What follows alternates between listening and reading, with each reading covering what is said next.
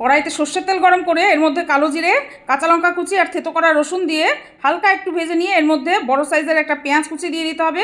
পেঁয়াজ কুচিটাকেও হালকা একটু নেড়েচেড়ে নিয়ে এর মধ্যে দিয়ে দিতে হবে ছোট ছোট করে কেটে নেওয়া ভেন্ডি আর আলু।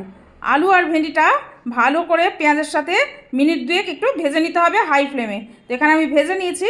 এবার এর মধ্যে দিয়ে দেবো পরিমাণ মতো নুন আর সামান্য একটু হলুদ গুঁড়ো। নুন আর হলুদ গুঁড়োটা দিয়ে ভালো করে মিশিয়ে নিয়ে এটাকে ঢাকা দিয়ে দিয়ে ভাজা করে নিতে হবে।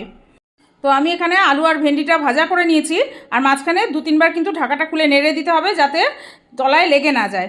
এদিকে আলুটাও সিদ্ধ হয়ে গেছে। এখন আমি এর মধ্যে দিয়ে দিলাম টেস্টের ব্যালেন্সের জন্য সামান্য একটু গুড়। এতে চিনিও দেওয়া যেতে পারে, আবার কেউ চাইলে এটা স্কিপও করতে পারো।